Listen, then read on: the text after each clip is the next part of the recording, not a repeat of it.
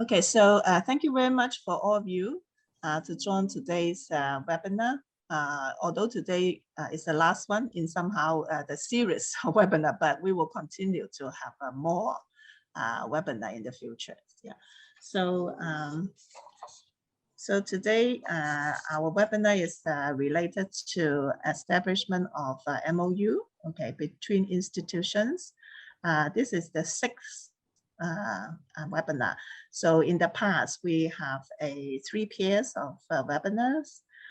The first, usually you can see that the first section is overseas. We invite experts from US, from the UCLA, to share their experience.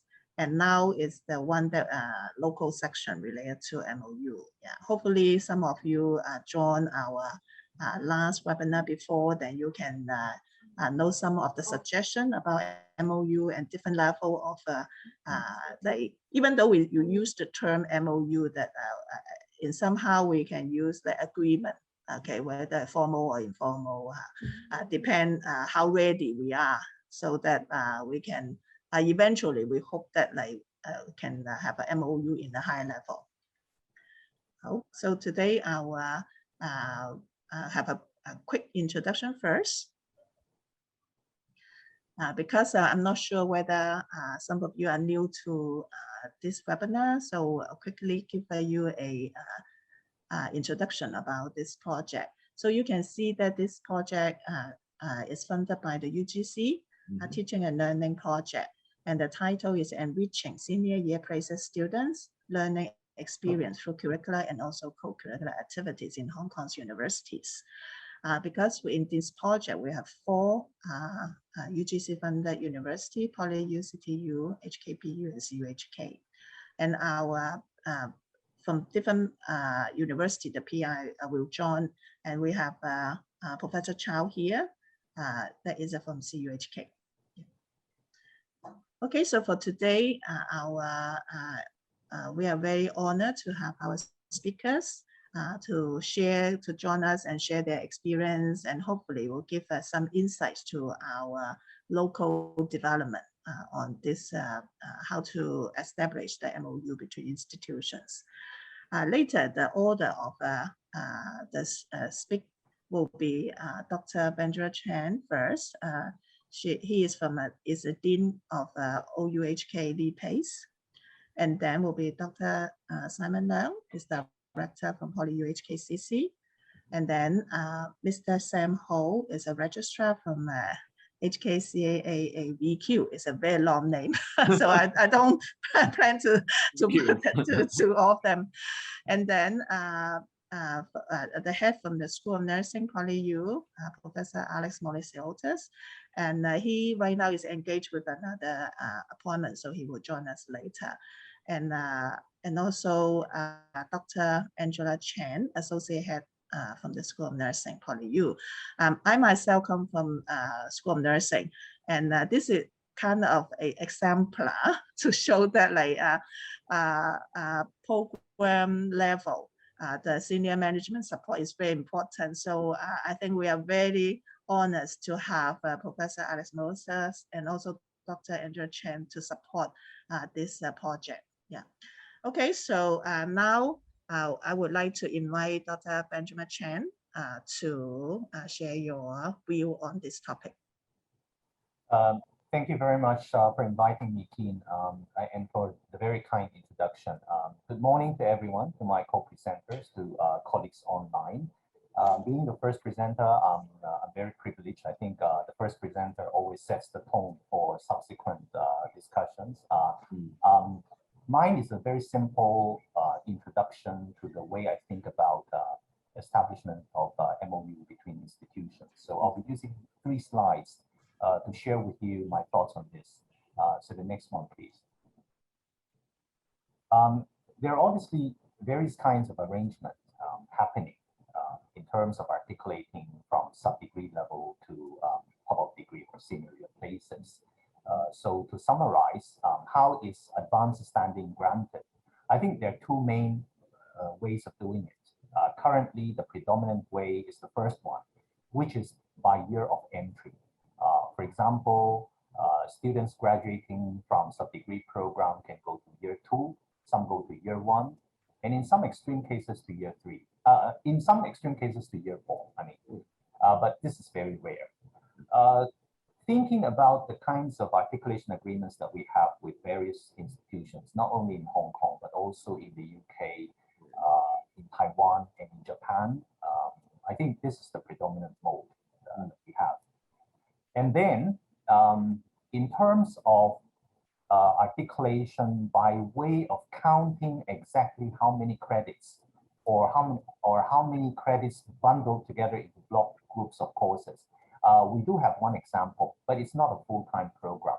It's from one of our part-time diplomas. So in that case, it operates by way of recognizing if a student who comes to this part-time diploma, actually it's in diploma's child psychology, if the student already holds a bachelor degree program, he or she will get block credit exemption of a certain number, I think it's 80 credits. And then on top of that, the institution granting credit exemption would count the matching courses, and those would be the specific credit exemption. I think in our case, it amounts to about 14 or 16. I don't remember exactly. So this relates to an American institution. So normally for American institution, they would require at least 120 credits to get a bachelor degree. So in that case, after negotiating this kind of articulation, the student would be able to get a second bachelor degree in a much quicker pace. Okay, so this is the other example we have. And then moving on to how are MOUs signed. So they have been negotiated. So how are they signed? There are two ways. I think the first case at institutional level is rare. We do have one example. It's with one UGC institution. I think it's because that institution doesn't have sub-degree programs of its own. So it has articulation agreements signed with various sub-degree offering institutions. The most predominant mode, whether with Hong Kong institutions or with overseas, is signed at program level. So it could be for just one single program or a suite of related programs. So a suite of related programs could be hospitality together with business, and single program examples would be health, science, nursing, that kind of arrangement. Okay. So next one, please. Shortcomings. So we're quite familiar with how articulation operates in Hong Kong. So what are the shortcomings? I can think of several. One is the insufficient recognition of eligible credits, because at the moment we are constrained by the year of study. So, and that also relates to funding, because UGC universities take on students from sub-degree sector to year 3. It's because the government has given the sector 2 years of funding. So I think if it operates by another mode, I think it will affect the funding. So we are unable to experiment with other models, which in one of the previous SYA webinars, I heard from the American model, the Arizona model, wherein they have not just a 60 plus 60 is equal to 120. They can operate by way of 75-45. That means to say 75 credits taken at community colleges and 45 at a degree granting institution, whether it be the state university or other institutions, degree granting institutions in Arizona. And then there's also the extreme cases of 90 plus 30 that they have. So we are unable to experiment with this type of arrangement. Whether we need it or not is another issue. What I'm saying is we are unable to experiment beyond 2 plus 2. And then I also realized that we have a lot of MOU, but these MOU, the execution relies heavily on the relationship of partner. And most of the time, it boils down to personal trust built between the PLs of cognate program. So the one sub-degree program talking to the related program in the degree sector. So it becomes a personal relationship. And at times, it becomes unsystematic, okay? And then the communication channel can be lost when critical staff left their post. And this is quite serious. You've got very good communications, and suddenly people leave their positions, and then the one coming in it would take time for them to learn about the arrangement, and sometimes you don't even know who's going to pick up the job. Yeah. And then I also realized that in most MOUs, I think in almost all MOUs, there is no mandatory notification requirement in relation to information exchange when you have subject revision or curriculum revamp, which was the basis of the original negotiation. I think this is not found in most MOUs. Okay, so what's next step after knowing the shortcomings? Last time, I think in November last year, I also joined one of the conferences. Actually, it was initiated by Keen's group. I shared the view that we ought to have some commonalities. Like, for example, can we have common syllabuses across sub-degree institutions to facilitate block credit transfer to all the UGC universities? Like, for example, actually, the English language courses, the Chinese language courses, the Putonghua language courses are very, very similar. Can we have common syllabuses? The GE courses, the Federation, the FST has been leading ever since 2012 when we had a change to 334 system. There's already a very strong basis for having common GE if we prefer to. And then also the foundation subjects in different disciplines.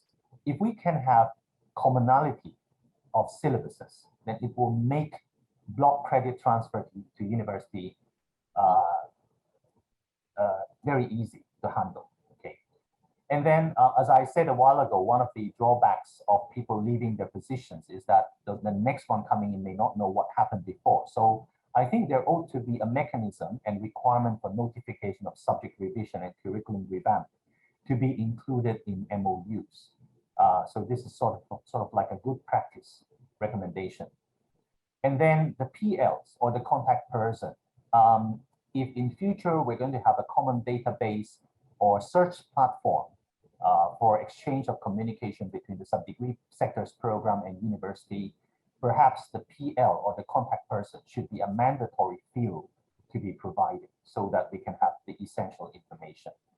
And then the last thing is recalling what we already have in Hong Kong. The EDB promulgated something back in March 2016, which is the policy principles and operational guidelines for credit accumulation and transfer under QF in Hong Kong. This policy document, we are all very familiar with it in the sub-degree sector, in the self-financing sector, operating for both full-time and part-time programs. And one of the recommendations is that in terms of credits that can be transferred, it should include recognition of prior non-formal and informal learning. So learning derived from non-formal and informal learning that has been granted credit extension should also be allowed to transfer. I'm mentioning this because my own background is in lifelong learning. So I particularly advocate for part-time students. So I think in future, if we are talking about how to make the system perfect in relation to transferring credit, I think this policy document should be borne in mind. Perhaps Sam can say something about this. Sam represents the VQ. Okay, so with these, I end my presentation, and thank you very much. Thank you very much, Ben. Yeah, I also would like to introduce Peter Benz. Yeah, so it's a PI, okay, from HKBU. Yeah, so actually, three of us probably will also moderate this webinar. Okay, and thanks, Ben, for I think your suggestion is I think give us a lot of thoughts. Okay, to think about how we can enhance this credit transfer practice. Just like what you say, like the common subjects, of course, sub-degree institution. I think this is something that, although it might be difficult, but it's a possible way, because I know that AD, I think there's a requirement at 60%, right, for the GE subject, and high dip at 40%, like that. So there must be something that can be common across the sub-degree institutions. I think it also set a good tone to introduce our next speaker, Mr. Sam Ho, okay, from HKCA VQ. So Sam, pass to you. Thank you. Hello, everyone. My name is Sam. Thanks, Kin, for inviting me to talk about this topic that is close to our heart because we are talking about establishing pathway for our students between institutions. This topic is relevant to, I think, UGC-funded self-financing sector sub-degree providers because, this topic is something that we should think about when we are talking about, creating guaranteed pathways for our students. Next slide, please. Now, on this slide, I'll just briefly talk about where my thoughts are going. When we are talking about, establishing MoU between institutions, we think about creating pathways, a guaranteed pathways for our students to transfer from one program to another. So it's more about beyond where they are currently studying. So moving on to another institution. Now, in this case, when we are talking about guaranteed pathway or guaranteed transfer, from my background as a quality assurance professional, then we have to think about, whether, we have properly, we have a proper governance structure for this so-called partnership between institutions. Then we should think about the academic standards of the sending program and also the receiving program and also the awarding institution. We are talking about quality of student learning experience from one institution, from one program to another, whether we can, if possible, we are granting exempted credits for our students before they articulate to another without having to duplicate learning. Of course, when we are talking about guaranteed transfer, we have to protect our students. We have to make sure that our students know that this is an established partnership and that there are guarantees within that partnership. And to be honest, I like what Ben said, in case of change of staff, then whether this partnership will continue and whether students can continue their studies within that partnership. Next slide, please.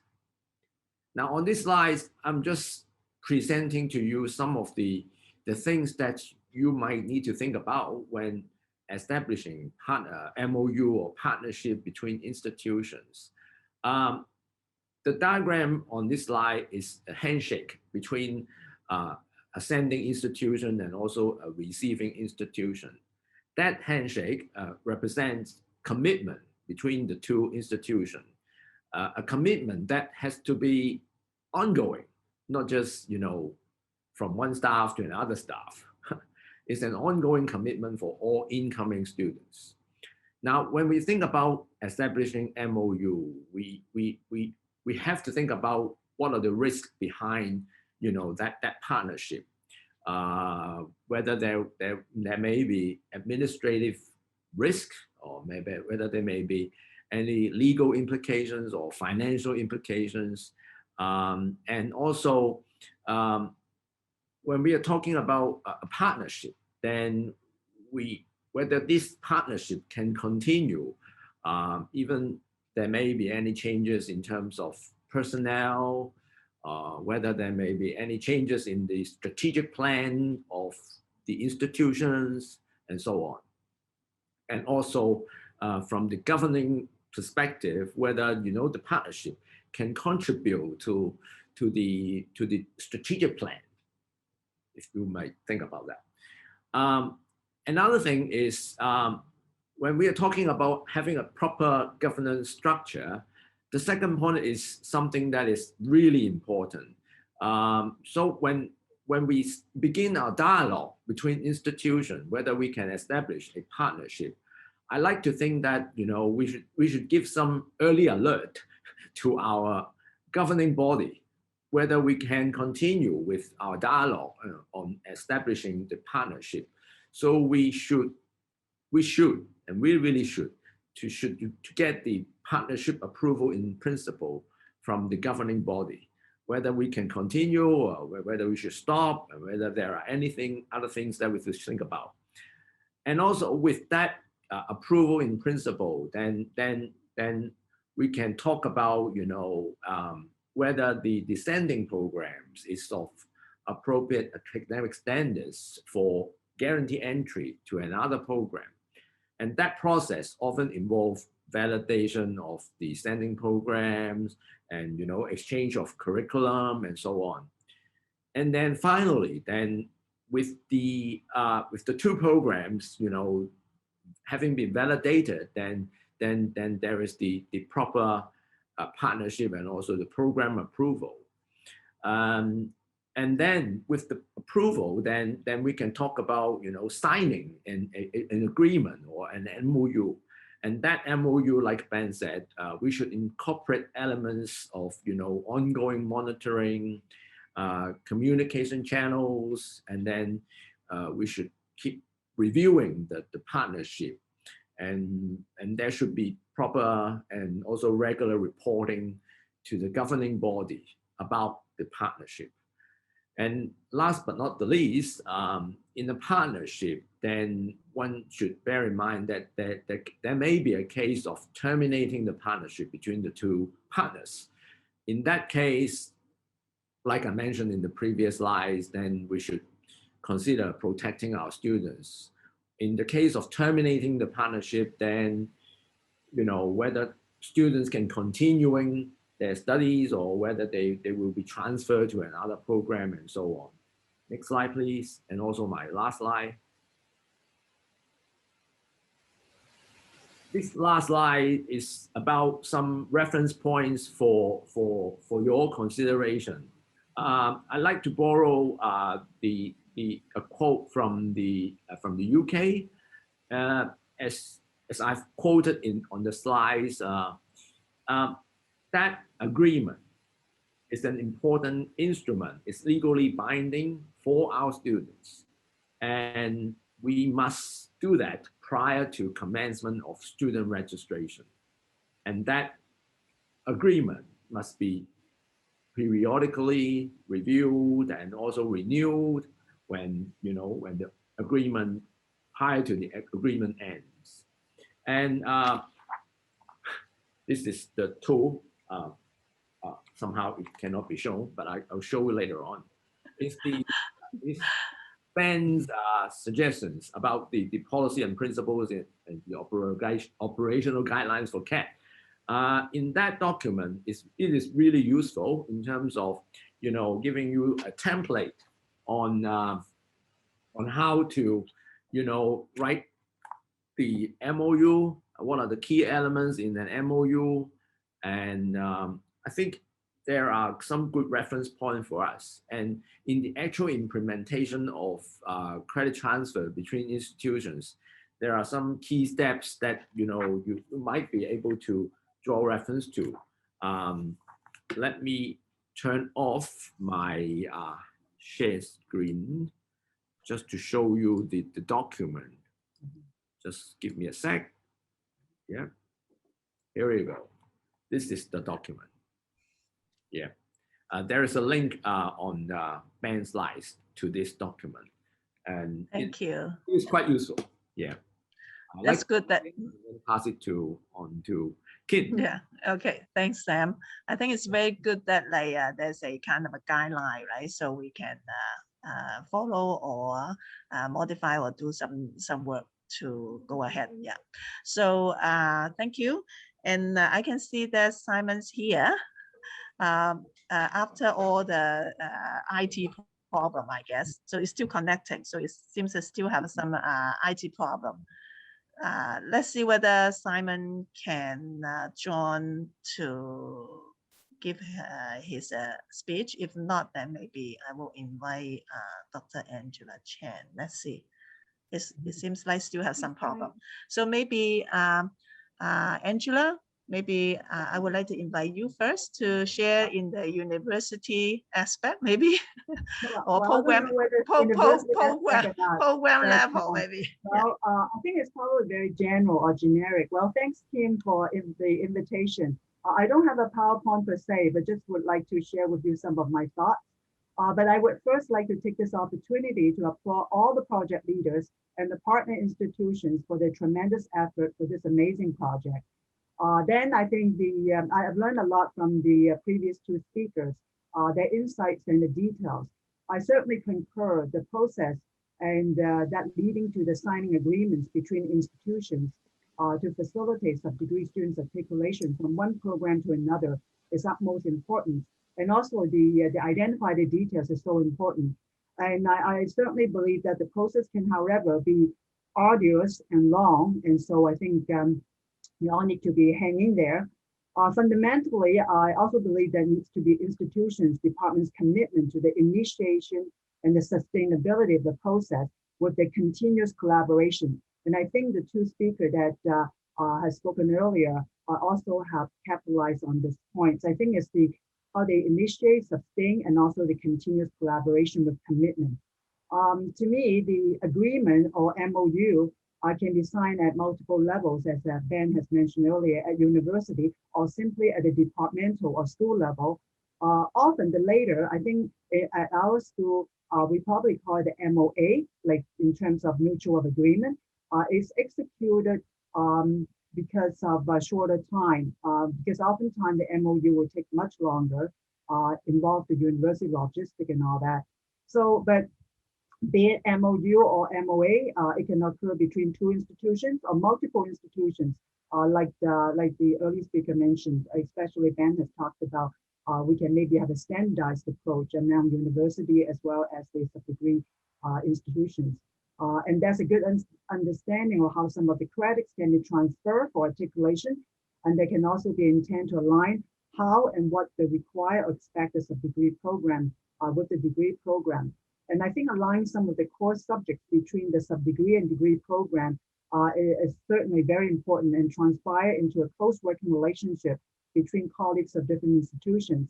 And that commitment also has to be continuous. And like it's been said before, that we also have to know who's going to take over when a critical person is going to be departing from the universities.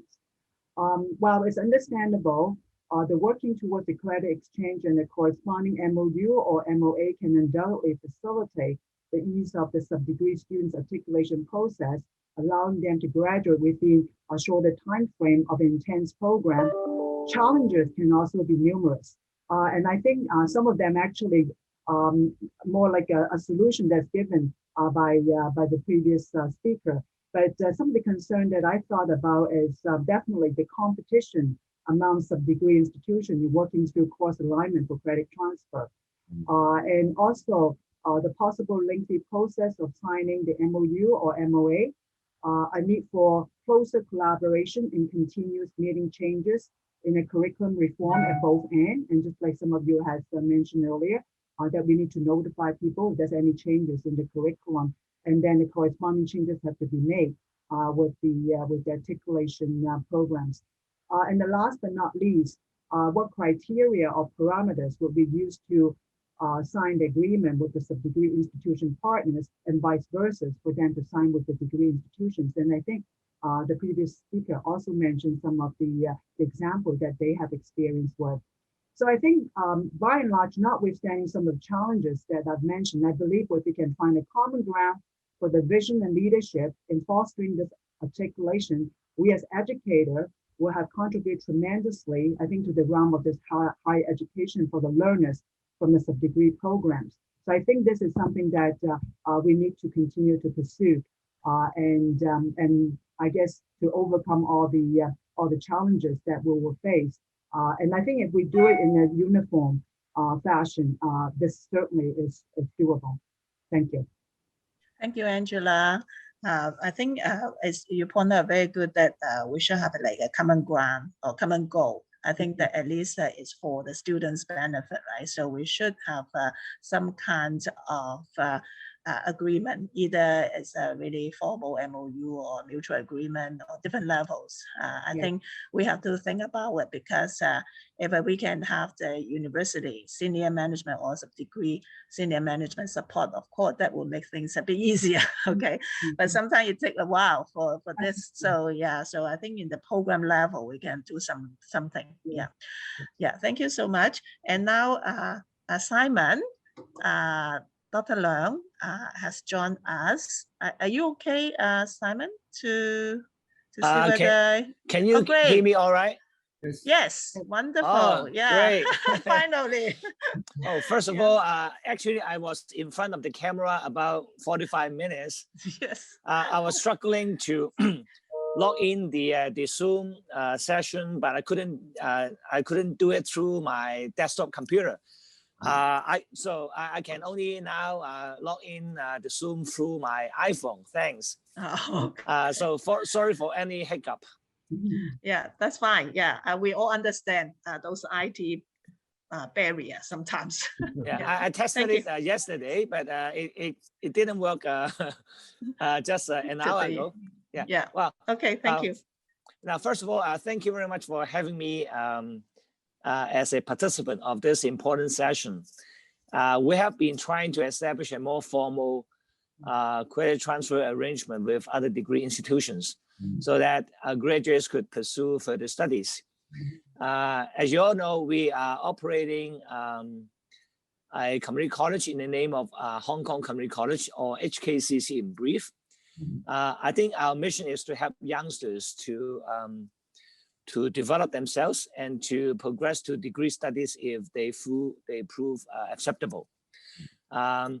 In Hong Kong, EDB provides 5,000 senior places each year in order to facilitate the progression of sub-degree graduates to continue the degree studies with the 8 UGC-funded universities. Our experience is that in general, these 8 universities offering senior places are more supportive, a more formal credit transfer system, save administrative costs. However, there are some other institutions, particularly those privately run universities in Hong Kong, are not quite or equally supportive, and their credit transfer practices are quite varied in a sense, if you like. But all in all, we have not been able to sign a formal MoU with them. They would accept credit transfer, but they just express a certain level of reluctance to sign MoU. I've talked with the program directors of those universities, either they are usually funded or privately owned universities. I try to generalize a few factors that may be behind the reluctance to sign a more formal MoU, which I believe is good, full body, but there are some reluctance on their part. Could we have the second slide? Yes. The first important fact is that the origins of the local universities in Hong Kong are not uniform. Some were offering 3-year UK degrees. Some of them are offering 4-year degree. Some of them were offering 4-year degrees. Usually those universities which have been offering 4-year degree programs are more receptive to the idea of formal credit transfer. While those who were offering 3-year degree programs, which are more UK based in the past, are relatively more reluctant to the idea of having a more formal credit transfer, although they still welcome students to do the degree program with them. But a more formal credit transfer arrangement is less welcomed by them. I just don't know why. Secondly, regardless of which university which we work with, they seems not having a very centralized credit transfer database in their AR or AS AR stands for Academic Registry, AS stands for Academic Secretary. They don't have a formal credit transfer system. Now, in the form of such a system, faculties or departments operating in those universities find it more difficult to operationalize credit transfer on an ongoing basis. It is simply more costly to do it. So that's why I can realize that there have been an underdeveloped credit transfer system being developed, especially for 2+2. In the US, 2+2 is very common. For example, in California, over 50% of the university graduates in California actually graduated under the 2+2 credit transfer system.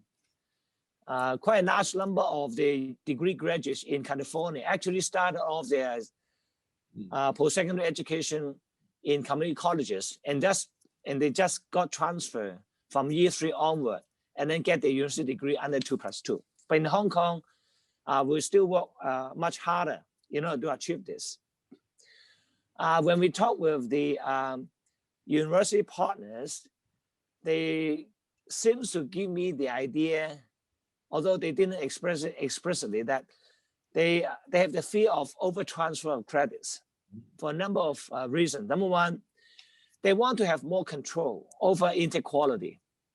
Why? Because once they set down the credit transfer on paper, they will need to take whoever come to them, and therefore they will lose control over the inequality of admittees. They also have concerns over curriculum delivery. If they give out too many credits, they may not be able to control how those admittees could complete the curriculum, even though they have received the credit transfer. They also have concern that if they give out too many credits, they will let go over output quality. So these are the general observations why the formal MoU has been very difficult to be worked out with those institutions. Although they welcome our graduates to do their degrees, but they just are quite reluctant to sign formal MoU with us. So that finished my formal sharing, and I'm quite happy to listen to your views and answer your questions if you do have one. Thank you, Simon. Yeah, I think it's very good that you share your experience and the difficulties. So I think it set a good tone for us to further discuss how we can handle these issues. And now I would like to welcome Professor Alex Molasiotis. Thank you very much. You just finished another appointment and then jump into this webinar. And this shows that you really support our program. So would you like to share some of your view on especially after Simon talk about those difficulties? Thanks, Keenan. I'm sorry I'm late. I've been coming from another meeting. I don't know how far your discussions have gone, but I know that you have been doing an excellent job altogether under your leadership to look at credit transfer. Of course, credit transfer is nothing new. There are models out that we can use, and Simon before mentioned about the California experience.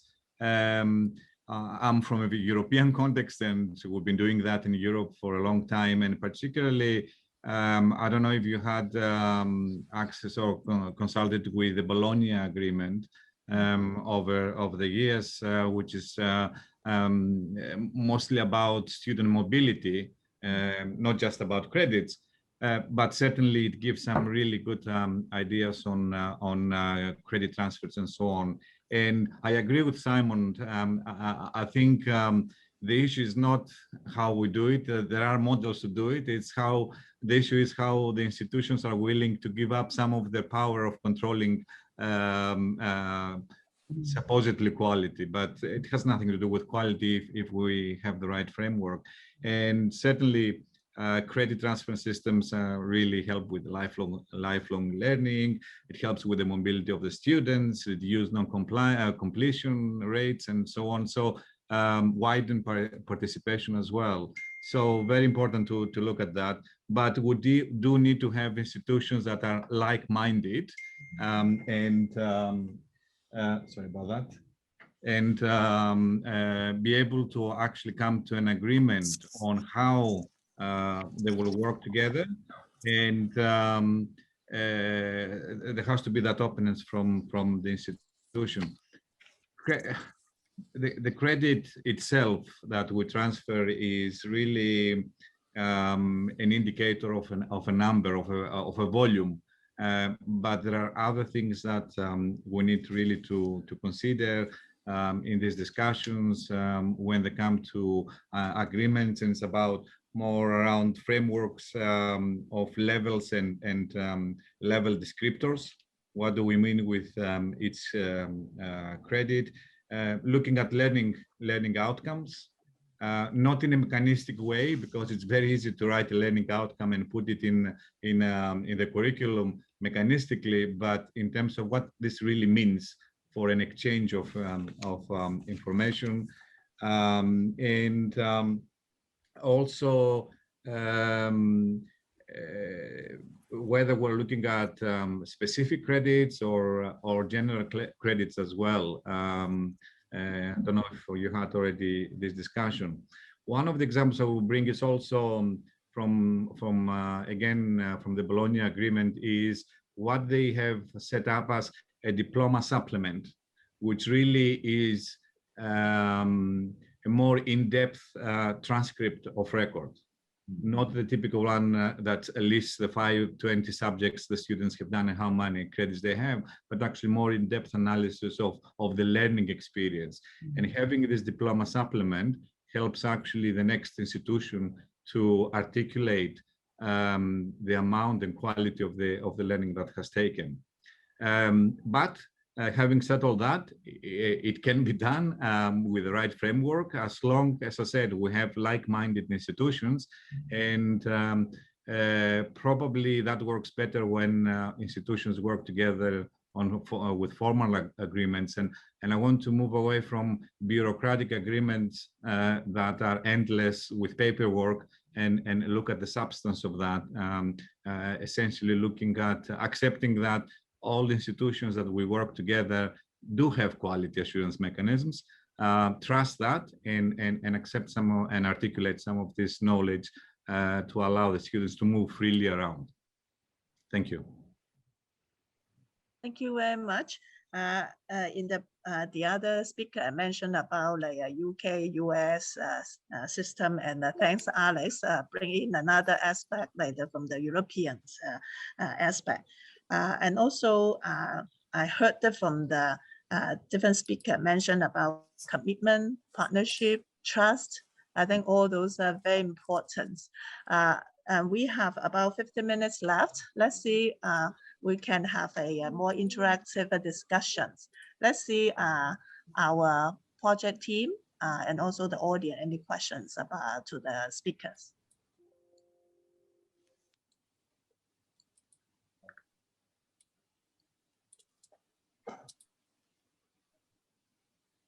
Anything? Yeah, Kin. Yes. Again, I'm coming late in the day, so maybe some of the things may have been discussed. As the leader of the project, how much do you think it's feasible to have several universities coming to an agreement on credit transfers?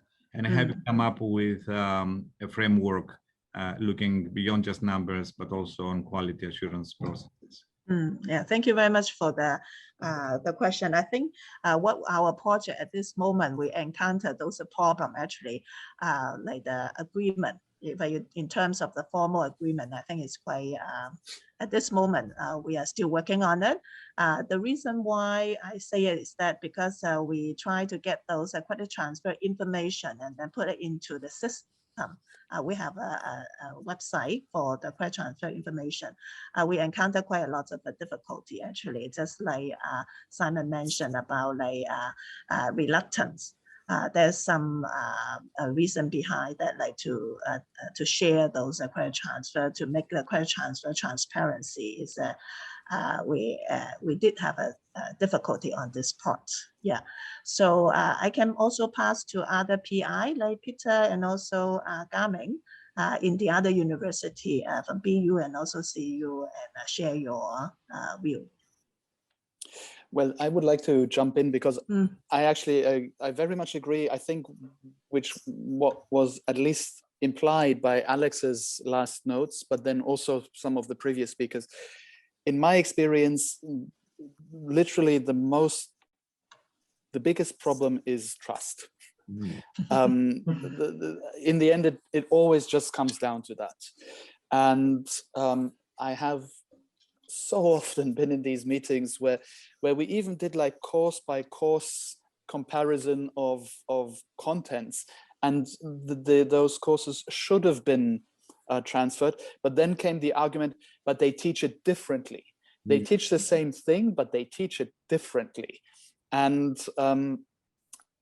then we would have now additional arguments about what does that mean, and is it important, and does that actually have an impact on the students' general learning, and will they in the end still be able, because in the end we assume that the students study because they want to have a career, so will it affect their career if they have two different learning systems or something like that, or is it actually an enrichment? Usually at the universities, I have the impression it is regarded as a negative implication. So I have the impression, as long as, and in particular, Hong Kong is not very big, and generally we actually know each other fairly well. If we're talking about the US, where you have thousands of kilometers between institutions and different time zones and everything, but in Hong Kong, we're actually quite close together, and we know each other, and we come together in meetings like this. I always think, as long as we consider this credit transfer thing as where different entities must come together, as long as we think like that, each of these entities has its territory, and they will feel obliged to defend that territory. But if we think of this as an ecosystem, then I feel that we have to understand that one part cannot survive with the other part, and as soon as that feeling or this understanding has permeated the ecology, the system, the scene more substantially, I hope it will be better. But until then, like Alex, I come from Europe. I find it very difficult in Hong Kong, and I find it very frustrating after so many years that we still have these discussions about, okay, yes, they teach English and we teach English, but they teach it differently. Or somehow it's not us who taught it, so we can't accept that. So the students should do it again just because we kind of do it better, or if not better, at least we do it differently. So to me, it comes entirely down to this issue of trust. And to be honest, I am really a little bit lost in the sense of what can we do more to build more trust, because the situation should not be so bad. We know each other, we are close to each other. People move between institutions very often. So anyway, I'm a little bit lost, but to me, it is trust. Yeah. Can I? Yeah, Alice, yeah. Please. Trust is a key issue. I agree with you, Peter. And but it's not that people or institutions are not willing so much. It's rather more about, well, it's an unknown new endeavor, and we're not going to go into that because it's easier the way we do it sometimes. I'll give you an example. I've set up a dual master's program with the University of Manchester just to get to make in a balance the regulations, the academic regulations of the University of Manchester with PolyU. It took me 3 years, but it was done. There were a lot of unknowns, and how do we change things that we've been doing for 20 years, and it has to go to 7,000 committees and be approved and so on, but it has happened. It's probably the fear of unknown sometimes. Are we doing the right thing? Are we getting into, Go on, Peter. Sorry, I want to, and the fear of unknown, I think in contemporary language we call it risk, and risk. Yes. And I think it was Sam who mentioned this before. Yes. All the different institutions do risk analysis. Yes. But again, it comes down to, in my mind, it comes down to trust, because as long as we consider the other institution to be a risk, or that whatever they do is more risky than what we do, it comes, again, it is, I find that very frustrating, that this notion of, but I agree, it can be done. I have implemented a double degree also with a European school, and it can be done, but we're now not trying to do bilateral agreements. We're trying to do a whole systematic sort of, and that it is even more complex, obviously.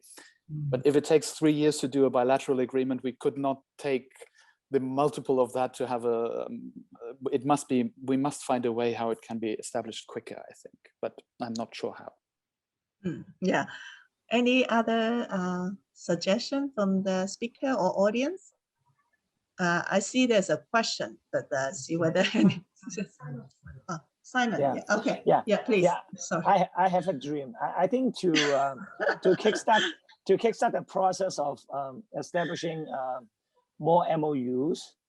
I understand that Kim is leading this important project, and with the involvement of the other universities, right? Yes. I think we could kickstart the MOU process by setting up MOU among these universities first. And then if it proves to be a more cost-effective process and it could generate a lot of good practices for the references of the other universities, I think it would help by rippling your good practices to the other institutions. It's a matter of who would like to kickstart first. Yeah. If the experience turns out to be more positive, save a lot of energies, I think the process could sustain in the near future. Yeah. May I ask, is that like when you say MOU, do you mean that like in the university at the sub-degree level to sign or we can do it in the program level or faculty level and like that? I think if we are talking about credit transfer, it has to be done at a program level. For example, most of the UGC-funded universities do have senior places. Yes. And those senior places are provided by the EDB to attract the sub-degree graduates to progress towards the degree programs, right? So if those senior places could generate 2+2 credit transfer arrangement, I think both the community colleges and also the university degrees programs will benefit. Okay, what about Ben? Do you have any? I think Simon has brought up an interesting point on how to have more MOU signed between institutions. I tend to view the whole thing like signing trade agreements between countries. Okay, so at one point of time, we were so hopeful that the WTO system will give us multilateralism and then all the trade barriers will be removed. Now we're seeing regression back to bilateral trade agreements, so FTAs being signed between countries and economies. Whichever way is better, I think multilateralism is better, but it's more idealistic, it's more difficult to achieve. So that's why you're seeing regression. The problem is, if we are going to stay at the level of institutions signing articulation agreements with one another, then you have the issue of the number of senior year places in UGC universities is constant. The government now fixed it at 2,500 per year, so a total of 5,000. So is it going to be a rush of whoever is quicker to sign MOUs will get more quota, naturally? So that, in that sense, it is not very beneficial to the whole system. So that's the reason why I'm saying if we can find a way to promote multilateralism, signing, broad framework things that can be operated across the sector, I think that would be better. Okay, any other thoughts? Good, thank you. I think this is a good discussion. Alex, yes, Yeah. please. I was going to say, you talked about program level credit transfers. I think they need to be institutional level because there are a number of issues behind that. It's about university regulations. It's about funding, particularly for the UGC institutions that are paid per head per subject. When you start having these credits from all over the place, then who gets the money for what? So there's some more thinking around the practical constraints. And if it happens at the university level, then the decisions might take longer, but they're going to be more stronger in terms of validity. Hi, Peter. Yes, Peter. And I would like to supplement that also just from a practical point of view.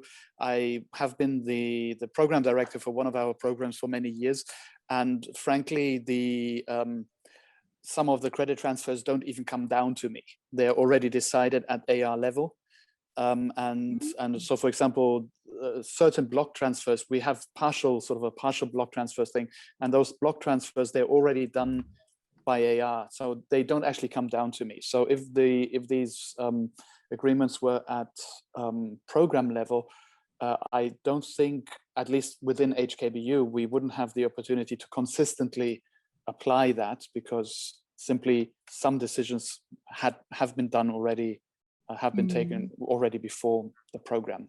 So yeah, just to supplement Alex's point, I think it should be, or we should aim at institutional level, but for an interim period, and to at least get started, maybe having some at program level where it is feasible or where it is practically doable, then that should, I think we need to start. Right, yeah. But I want to supplement that, like, I think in PolyU, that is in the program level. At least I'm the program leader. I also consider those have to review those subject, invite the subject lecturer to review those subjects, and then for the credit transfer decision, instead of come from the AR level like that. Yeah. So but Kim, can I interrupt? Yeah. What you do, if I understand well, working with your program as well, Yeah. is you do accreditation of prior learning. So you're assigning credit on an amount of knowledge, which is different from mobility through transferring credits directly from one institution to another. But I mean, or complicated the things more. Yeah, seems like that. I think for me, accrediting or articulating prior learning and assigning some credits to come into a program is different from what the bigger picture that we're talking about, which is mobility of students, credit transfer, of direct credits from one institution to another. Yeah, but I think for to start with, as we discussed, because we have a long way to go to do all those credit transfer for the student mobility. But I think for now, at this moment, we are more talking about, like, for example, subject to subject in the program level, to make sure the student from the sub-degree institution, when they join into admit to the other program, at least the credit transfer can be recognized reasonably. But now it seems that a student from our project, maybe I can supplement a bit, is that we have done a survey, focus interview, and also data from AR. And we found out that actually senior and mid student compared with the junior student, they encounter more heavy study load. Because of the, I think it's the credit transfer not really well recognized, like the prior learning. So at this moment, I think we are more look at the more practical current situation, is how to recognize their study that has been done in the sub-degree. Yeah, so of course, I think if we can, Simon, please. Yeah, I think Peter had just brought on an excellent point just before that, is that he may not have a chance to provide inputs regarding those credit transfer. Those credits may be related to general education, I suppose. I think general education is a very important part of education for students. And because general education are provided by different faculties, different departments for the benefit of students from each program. So I think credit transfer for those general education credits needs to be institutionalized and decided at an institutional level. But for those discipline-specific subjects involving a specific program run by a particular department, I think the program directors needs to be involved because they are the best person to provide inputs. Yeah, there are two different like level of credit, right? One is a TE, one is a discipline related. Yeah, yeah. That's right. Yeah, yeah. Okay, so what about Gaming? Do you have any comments from CUHK? I think CUHK has a similar situation with PolyU nursing because from my perception, we don't have any MoU with associate degree institutes. I don't know whether we have any constraint and restriction to have the agreement, but for me, I think we don't have any MoU with sub-degree institution. And for the credit transfer or course exemption, I think I have mentioned before, we need to meet two levels of requirement. One is the university requirement. Those students admitted to the senior year admission, they need to meet the minimum credit for graduation. And another point is for nursing, as example, we need to meet the requirement of nursing council. So I think we can make the program has a discretion to see which course can be exempted. However, the student need to meet the minimum credit. Maybe they need to take some general education to meet the minimum requirement of credit at the university level for graduation. Another point is the subjects for the licensure registration at nursing council.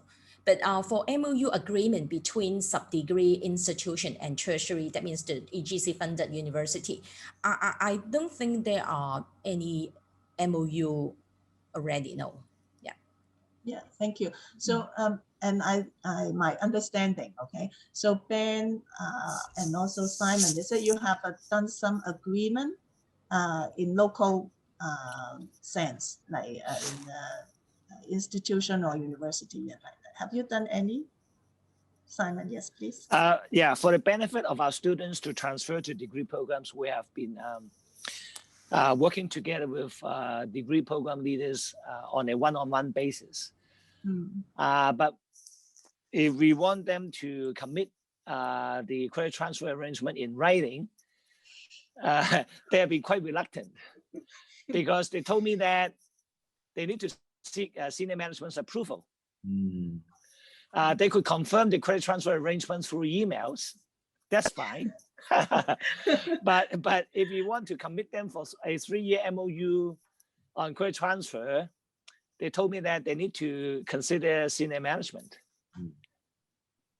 That has been our experience. But so I didn't push for a formal MoU because the crux of the issue is to get the credit transfers, not to have a piece of paper which will only satisfy the desire of the senior management to have some input in signing the agreement, like PolyU. Every agreement signed has to be approved at senior management of PolyU. So that will slow down the process without adding value. So we just have the credit transfer arrangement in place through email. That I think would be just good enough. Okay. Yeah. So thank you, Simon and Ben. I think you raised your hand. I think the experience is broadly similar. At individual program level, I think it operates between PLs and PLs via email, as Simon said. So we can sense that there is an institutional constraint to pursue beyond PL level. So we have to think of ways, if we want to move this forward, we have to think of ways to convince university management in the UGC sector to consider signing of MoUs, not just operating via the PL to PL negotiation or agreement. And I think it will bring more benefit to the sector. Our experience with overseas is much easier. With overseas institutions, whether it's Japan, Taiwan, their senior management are very supportive. and it's almost always signed at the university level, whether it be the vice president or the president himself signing. So we'd like to see more of that kind of support coming from university senior management or the UGC sector, because as a matter of fact, the funding for senior year places goes to the university. So it's public money. Whereas the expectation from the self-financing sector, my institution, Simon's institution, we all operate by self-financing, is the parents of the children doing sub-degree paying for it. They have expectation that their children will have opportunities for articulating to some of the senior year places. So our role, whether we be in the sub-degree sector or in the university, is to make this happen. So I think we have to find a way to send a message to university senior management, hoping that we can move beyond the current stage. Yeah, thank you. So I think that like we already answered Nicholas the question, because he mentioned that like he would like to know is there any constraint or restriction. So I think we already answered that part already and discussed about it. Yeah. So thank you very much. I can see the time. But I would like to make a summary is that like, I think in our previous webinars, we kind of agree, okay, that we might to have a first step to do, to move forward, probably form a task force involved as a degree and degree institutions. And hopefully through this task force, we can move things forward. So may I ask the last question? If we can do something first, because we have a share and different ideas, okay? If besides the task force, is there anything we can do small at this moment to move this MoU faster, the agreement? I think we are talking about formal, right, from the senior management. Instead of just a program level or informal writing, sending email and like that. Yeah. So any suggestions? Yeah, a task force is one thing. We are going to have a first meeting in June, but is there any quick, like 1 or 2 sentences? Any good suggestion that we can do now? Yeah. Simon, please. Making things formal may not be in the best interest of students in the area of credit transfer. Okay, because they just want to have a credit transfer, right? That's right. You formal or not. Yes. Yeah. And while I completely agree with Simon, in the short term, as long as it is informal, the other issues that have been raised by speakers today, if then a program director changes or if certain people leave, then that system will break down. We will have inconsistency of transfer and whatsoever, and that is an issue. But then also, it is impossible to publicly communicate it. So if we're trying to achieve planability, as long as something is not official, as long as I just talk to my friend in the other institution, we cannot put it on our website that this course will be transferred for that course. We will have to sort of improvise every single time. So I completely agree with you. And of course, in everyday life as a program director, that's exactly what I'm doing. But that's also the thing that I'm frustrated with. That's also the thing that I'm frustrated with, because if we ever want to move past this, also just wasting my time. Every year again, I do this kind of informal tit for tat thing. If we want to move past this, we have to eventually find a better solution. Thank you. I see Alex, right? Alex, yeah, please. I think I'm more into the institutional agreements because there's a bigger picture and it has to be transparent. And if we do it between friends from one office to another office through emails, there's no transparency. And then if there's no transparency, we don't know about the quality, questions are coming up, and then the whole thing collapses. It's just a friend sending an email to another friend. Either we do it properly or just keep to the lower level of the program and don't do anything else. And Simon, before he said he had a dream, and I have a dream as well. And for me, it's more about mobility of students. It's not about practical, mechanical things. And my dream is that at some point, students will be able to actually register in PolyU and take 10 subjects, and then another 5 from Chinese U and another 3 from Baptist U and so on, and make a degree out of that, because that would be really good and high quality and interesting and different kind of learning. But there are 2 levels, I agree. One is the mechanical one, which is AY students moving from a sub-degree to a degree, and we do some informal things, and that's okay. But let's not forget that we should be working towards the bigger idea, which is about student mobility, widening participation, and things like that, that without a formal agreement, that doesn't happen. And if you're putting so much effort in doing things, you might as well go all the way. And to do that, you need to have a champion to actually take this forward, because that person can negotiate and with the senior management and persuade them. But at the same time, you need to have the framework, the quality assurance mechanisms, all the things that the senior management will ask to know. Thank you. Yeah, thank you very much.